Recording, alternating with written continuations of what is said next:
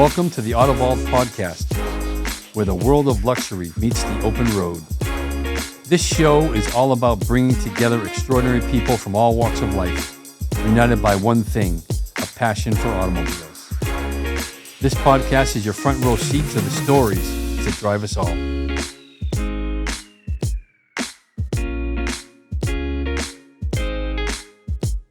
I'm Scot Prescott, founder and owner of Auto Vault Rodeo Drive here in beautiful downtown Beverly Hills.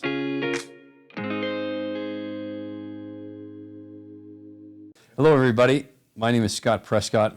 I'm here with Auto Vault Storage, Beverly Hills on Rodeo Drive, and we're here to talk to Lisa Clark, a six-time, I think, title, six-time? Actually, nine. I'm going on my 9th year with the challenge. 9 years, okay. Scuderia Corsa, Ferrari Challenge. Series, yes. Series, there you go. And we're going to talk a little bit today about the cars related to cars that we have here in Auto Vault. And she has been a short-time customer, and we're going to find out a little bit more about her today. And good afternoon. Hello. Happy to be here. Yes. We did read a little bit about you. One of the first things I like to discuss about is in the beginnings and how it all happened, how you got involved in cars. I did a little bit of research. Your father was part of that beginning, wasn't it? Yes, for sure. What happened then? Actually, I grew up with just a dad, and he was really, a big hobby of his was desert motorsports. And so as a little girl, I learned how to ride dirt bikes in the desert, grew up in Phoenix, Arizona. And our weekends were kind of filled with doing fun activities in the desert that required a motor of some sort.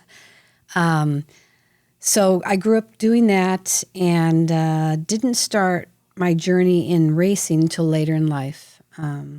But through the younger years, still played around a lot with cars with my friends and learned a lot about engines with my dad and how to work on them and fix them at home. And, it's a lot different back then than it is today, working on a car, right? Mm-hmm. Today, everything's, it's a whole different experience with these engines. Right. But back then, you just kind of learned the grit of how an engine works. And I kind of have a good story on that. When I was able to get my first vehicle, it was a Jeep CJ5. And there was a couple that lived on our street that were going through a divorce. And my dad goes, hey, it didn't run. He goes, they need to get rid of this Jeep. And I tell you what, if you pay half, I'll pay the other half. And we'll tow it home and we'll rebuild the engine together. So I was able to come up with $1,500 because I worked 2 jobs at that age, very young. And at that point, we towed it home and we spent a summer taking apart the engine and then putting it back together with some rebuilt parts. And I had to my dad kind of handed the wrench over to me at that point of learning, like, listen, I've explained to you and showed you how the engine comes apart, replacing the timing chain and things like that. Wow. And now I'll be there and mentor you through, but you're going to do a lot of the work on it. So wow, that was kind of my beginning of really having a passion for the life of motorsport. Right. It just really became a hobby. Wow. That I carried with me into today. Yeah. Well, it's funny because when I was a kid too, getting into cars, we had snowmobiles. That was our big motor-driven thing. Sure. And we used to work at night in the garage holding the flashlight. So my father would work on the snowmobiles, and we'd have to hold the flashlight. In turn, learn all about motors and in the same kind of world and getting involved in all that kind of thing. Yeah, it's there's a book that my dad told me about at a young age. I read it in high school. It's called Zen and the Art of Motorcycle Maintenance. Yeah. And it kind of puts you through that same mental journey but it's with a motorcycle and this person's journey and the Zen side of really what that experience becomes a life experience, just how the engine evolves and what it takes on and the spirit it gives you when you're behind the wheel of an amazing car. Right. Wow. Now, in the beginnings, like you with the car with the dirt dirt racing and all that. How did the transition come into the Ferrari Cup? Yeah, so for me, I grew up very blue collar life. My dad was a plumber, so we didn't have a lot of money to buy nice vehicles, right? We always bought junker ones and worked on them and drove those. But when I was in college, I had a dirt bike that I made street legal. I was going to ASU, and the rule was my dad said you can't use that as a vehicle back and forth to school. But, when do you ever listen to your parents, right? And I still had my Jeep then, but to park sometimes it was just easier to bring the bike. So I was living in an apartment, and I woke up realizing, like it was later in the afternoon, that I needed to pay a parking ticket at the school before they closed. So it was like 4 o'clock. So I had this nap, woke up, threw on my shorts, my Walkman, and headed to the school. Well, behold, a woman had hit me. I had a crash. She didn't see me, and she came through the intersection and took On me the bike. out. Yeah. Oh, no. So the good part out of that is, yes, the bad part was obviously I had broken body parts and was injured, but not seriously. Recovered from that, but I received a small settlement from the accident. And I paid off my bills with what was left. I had enough, and I always wanted a sports car. And I thought, you know what? I have enough money. I think I can do this. So I looked in the paper and found a Porsche, because I always wanted one of those.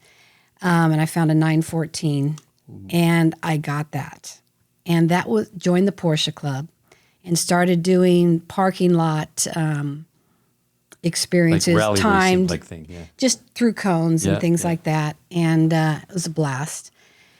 And that was kind of my first kind of niche into, oh my gosh, I have a sports car. This is amazing. But I ended up not really doing anything beyond that. Got married later years, had 2 kids. And when our kids were grown up enough, our 2 daughters, we were able to, my husband was like, I think we can afford for you to go buy your first new Ferrari, but it has to be the cheapest one. And I had a few different sports cars up to that time, but used. But anyway, so I went and ordered the California, because at the time that was the least expensive base model, and got that car.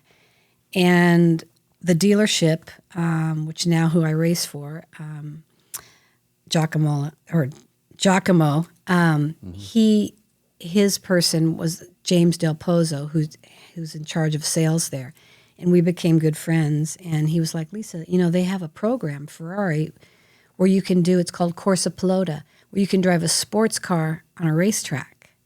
And I was like, oh my gosh, I've never been on a racetrack. That would be amazing. He goes, yeah, it's like a 2-day program. It's a certain amount of money. And so I went home talking to my husband about it, going, this would be amazing if I could do this. And he goes, make it happen. Mm-hmm. So I ended up doing that, and it was in Mont-Tremblant in Canada. And it was just like I was born again. Being in that car, in a sports car with a coach and being on a racetrack just felt amazing to me. Wow. And anyway, I came home and just said, wow, the experience was incredible. And found out, they go, well, we offer other programs where you can go through all of these programs and end up in a challenge car play on a track. So I went through all of them. And at that point, I just felt like, gosh, if I could race a car, that would be amazing. And they have a series, Ferrari Challenge. Wow. But I didn't feel prepared enough for that, so I jumped in I started go-karting because I wanted to be prepared for if I was going to race, to learn more about racecraft. Mm-hmm. And then I did a small European series in a less horsepower car and just kind of kept keeping in touch with Ferrari on this series and telling them what I was doing. They said, you're doing all the right steps, just keep in touch with us. And then I just at that point pulled the plug on everything, went to them and said, what do you think? And they go, you're ready. So got my racing license, my IMSA license, and this will be my ninth season with them. Wow. Yeah. That's amazing. Well, one of the things I wanted to ask too that I can never really ask anybody else since they're not race car drivers, but two things is when you get in the car, how do you arrive at the mindset to get in the car? And then how do you manage the risk factors involved in when you're racing? And there are certain things you go through in your mind, procedures, things you do, people you talk to get in that mindset to race. And when you get in the car, it automatically just kicks right in. Yeah, I don't think it automatically kicks right in, you know. I race full time, but I race as an amateur, right? So I didn't start at a young age. And a lot of these people that race professionally, obviously they started younger and it's become their life, you know, how they make their living. Yeah.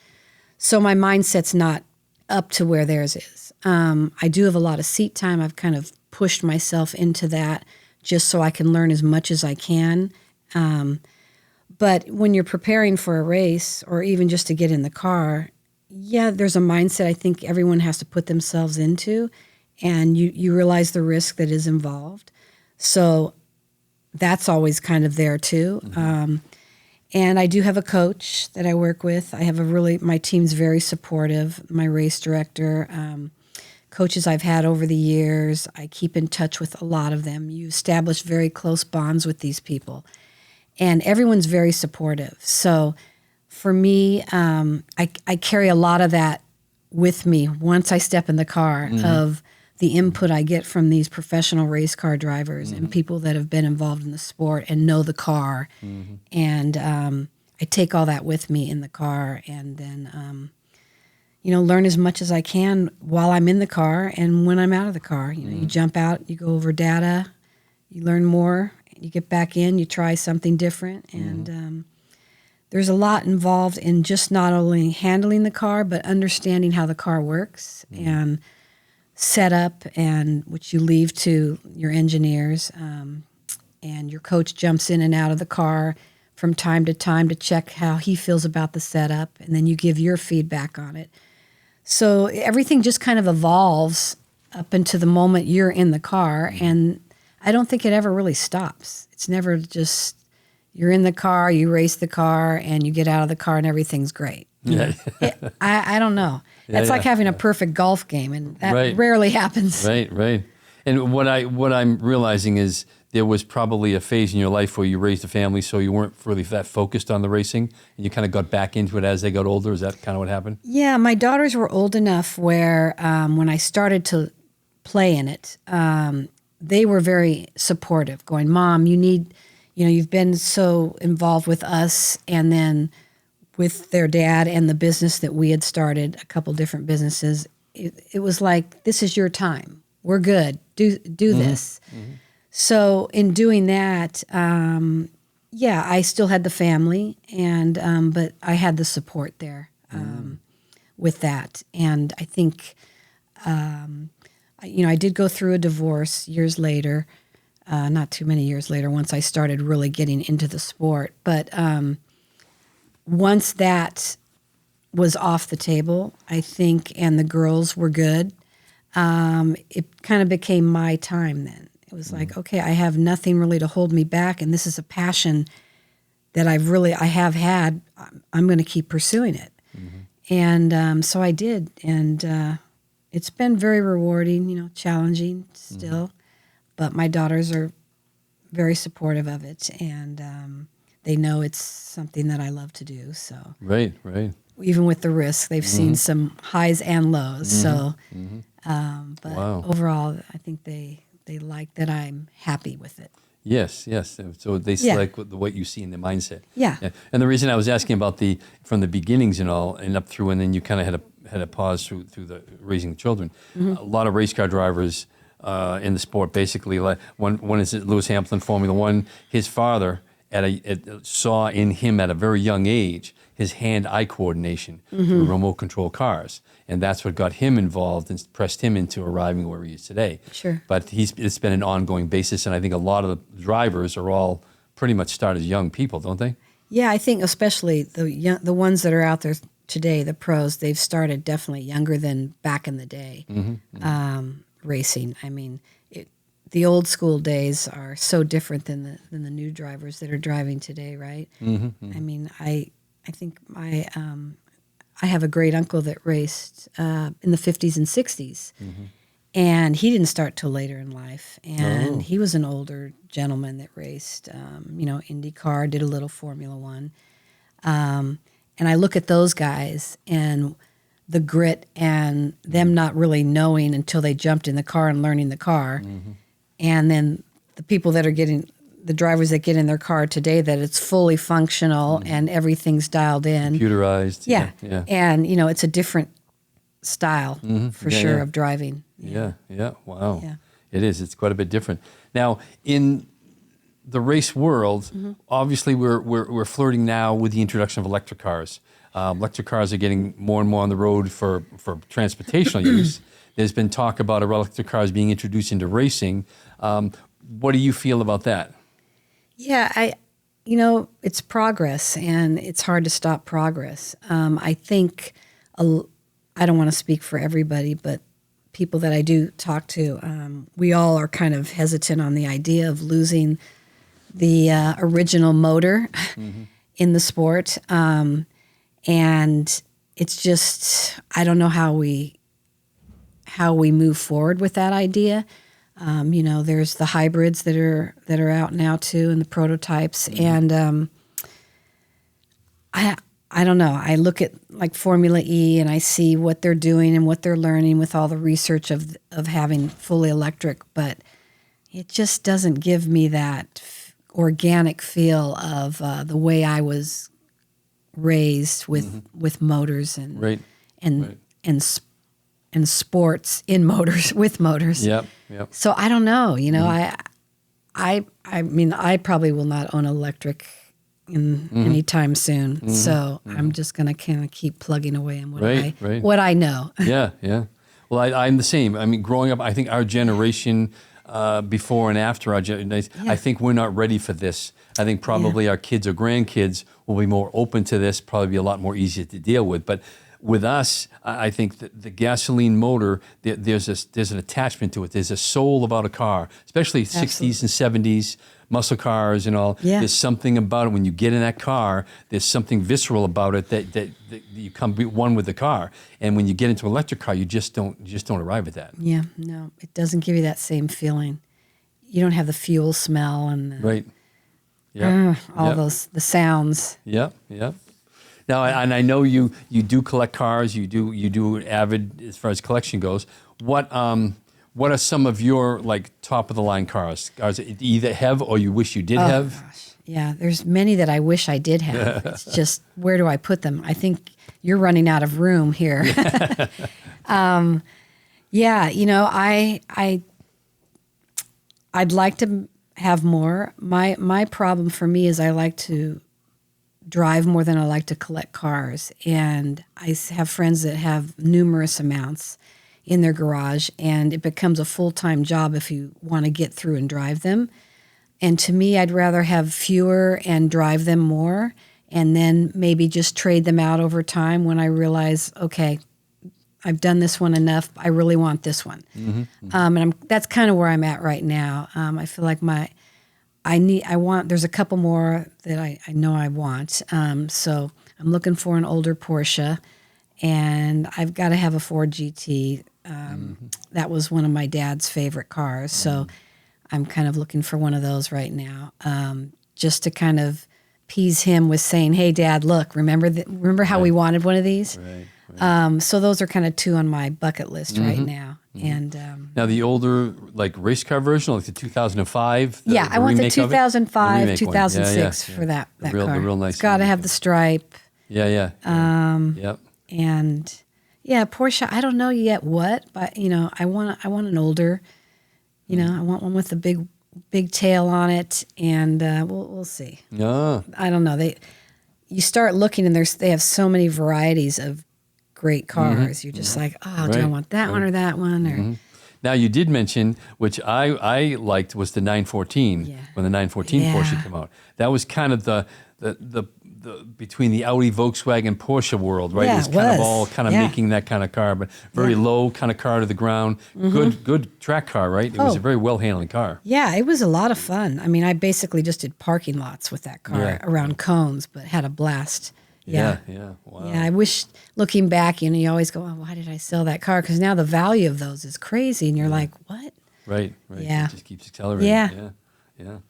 Well, would there be anybody in your sport that you kind of looked up to, admired, or was inspired by, as far as any kind of person? There's a lot of bits and pieces of different race car drivers. Growing up, my dad, we used to watch Indy a lot, and those cars, and Johnny Rutherford and Mario and those boys. So those are people I look up to. Just the idea of, to me, that was the epitome of a race car driver. It was like, wow. But learning wise, as a little girl, I was inspired by Shirley Maldoni. My dad took me, as a little girl to a drag race in Arizona once, and we used to go to those, and I got to meet her, and I was little, and I just remember seeing her get out of the car and knowing there's fire coming out of the back. I was just like, wait, that's a woman, and I was a little girl going, I can't believe that. And so that's always in the back of my mind, of just seeing this proud woman getting out of a car like that, and just like, wow, she is badass. Wow. Yeah. So that, I don't know her, never got to talk to her. I was too young. But other than that, there's, a lot of my coaches I look up to because they're all respectable, very good drivers. Right. And, I learn a lot from them. So those really are the ones that have kind of mentored me through the process. And a lot of those guys are, when I started the program with Ferrari, the Corsa Pilota program, I still get coached by some of those guys that were involved in the program. So they were kind of like pioneering me from the beginning. Yeah. Wow. Yeah. Wow. And I just wanted to ask, I didn't want to get too far into it, but just the woman of racing and your version, or your thing, where you think that's going as far as the competitiveness and where it's going in the future for women. Yeah, I think there's a good motivated plan on its way right now. Their support is there by some of the manufacturers. I think they're pretty much all on board and trying to find a woman and get her involved in F1. That's kind of the ultimate motorsport platform to be.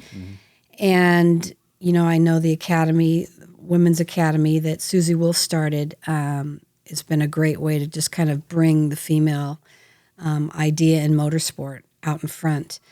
And so they're running that series, which is great because they're opening up for the Formula One races, which is drawing a lot of attention to females, young females. So I see there's already some really good race car drivers that are females out there, and I think they're starting to get looked at a little more. And so I'm really on board with helping these younger girls draw attention to them. I think once I step out of the car here too, I'd like to maybe get more involved in bringing the attention to these females, younger girls. And I think, being in a race car and racing in multi-classes, whether male or female, I think you can blend. I think there's pluses and minuses to each of us in that, in the sport, in a race car, that we can bring and do. I think there's an equal playing platform in a sense in racing for that. Right. And so I feel like that's going to be more acceptable. And really, I've had support. I've not had any, as being an older female in racing cars with men. I haven't had much pushback at all from men. I've had a lot of support. So I think the men are very on board with that. I don't think they're feeling threatened or anything like that. I think as of different from other sports, I think in auto racing, the car is kind of the equalizer, right? It brings everybody to an equal playing field, right? And basically your car and how well you can perform in it is going to be win or lose. Right. It's not like it's a baseball or some endurance type of thing. There is endurance in it. Right. But I mean, the car is more or less an equalizer, so you can compete within each other. Yeah, and an advantage kind of for women that are doing open wheel racing. Our frames are a little smaller, so it's easier for them to fit in the cars. Yeah. These smaller open wheel cars than a man. So there's an advantage there. I think it's an equal playing platform. Yeah. Whoever you put in the car is, if they're a good driver, and you have the team that's supporting them, a woman can go a long way. Yeah, definitely. Wow. Well, with that, I was going to ask, what would you say? I know you referred to the book, the Zen motorcycles, and types of periodicals you may have written. Is there any kind of advice you would give someone coming up in the sport, or say a younger woman that you might be teaching or mentoring? Yeah, I think I get reached out on my Instagram, oh, hey, I would love to do this. What would you recommend? And I tell these younger people, I said, find something that's, financially on your platform that's going to work, and start there. And the organic way to start, because of these younger up-and-coming drivers, is everyone's go-karting. So I go, even if you have a small budget, do indoor karting. Just pick a indoor kart place somewhere or an outdoor kart where you can just go and just kind of be around like-minded people that like motorsport. And it's a smaller budget if you're just playing. And then from there, you just keep networking, and then you kind of connect to other people that might give you an opportunity. Whether it's going and working at a place and you're still meeting people, and if you know about cars or whatever, getting with a team that you can just do something for them. Just get your foot in the door. Right. And start networking yourself with people. Go to these car shows and car events, because everyone kind of connects in cars in some way. Right. If you're into cars, you're going to find a connection with that person if they're into cars. Right. And they're going to know somebody that, oh, yeah, maybe you should go do this, or we're doing this. You just kind of build upon that, and now you've created this community within yourself. And just start, keep the networking going, and look for the opportunity, and get in whatever you can, because being in a seat of something is very important. Yeah, in the beginning, it wouldn't be important where, but just as long as you're there. Putting seat time in, getting experience any way you can. Anyway. Yeah. Wow. Well, I would say that as a little girl, Shirley Maldoni was your I think you are now the current Shirley Maldoni to all of these younger girls. Oh, wow. When they come and see you. Yeah. Yeah, I think, I'm on the older end. Shirley, raced all in her younger years. Yeah, but a lot of girls don't. That doesn't matter to them. The younger girls. Yeah, no, I think I can bring my experience, to light to some of the younger generation that have a passion for it, especially a female, because it's not an easy sport to jump into as a female, because it is male dominated. So you really have to have a passion there for this. Yes. And I tell a lot of the younger girls too that maybe are on their Instagram that are in motorsport, and they're doing the poses in the bikinis and they're looking pretty. And I said, in this sport, you got to be very careful with that, because if you label yourself as the pretty, cute girl, that's how you're going to be treated when you're on the track with the boys. Yeah. And it's a fine line, because you're young and you are cute and you're pretty, but if you really want to grow in the sport, you use that in a different way. Market yourself in a different way. And the other thing I kind of mentioned too to them, it's like, you got to be careful when you too go in as a woman, because if you start complaining too much or make a scene too much, you're going to be called out in a different way than if a man does. Now you're going to have the label of, oh yeah, she's the bitch. Right. Yeah, she's the one. Where the man can do it and get mad and whatever, and then no one looks, he can move on. But the reputation can precede you. You've got to be really careful with your actions. And I think if you go in a more humble way in the sport and you prove yourself as a respectable driver with the men, but at the same time you show you what you got on the track, then you've earned the respect. But you just can't go in there and pull the woman card and go, I can do this too because I'm a woman, because guess what? That's where the walls come up. That's going to hurt you. Wow. So it's just going in and saying, hey, I'm here to learn, and I've got some good talent, and I'm going to, do my best. And I think you'll get looked at in a better light. Wow. Well, this has been amazing. Yeah. This has been amazing. Now really we know a little bit more Yeah. about you and your life. And now you're on Instagram, right? And it's called Racer Mom? Racer.mom. Racer.mom. And it's my journey as a female in the sport. So, Very good. Well, thank you for sharing a lot of your time. Thank you. This time with us. Really enjoyed This has been it. great. We learned a little bit more about Lisa and her world. And thank you very much for coming by. All right. Thanks again. Thanks for riding with us today. If you enjoyed the show, please be sure to subscribe and share. See you here next time.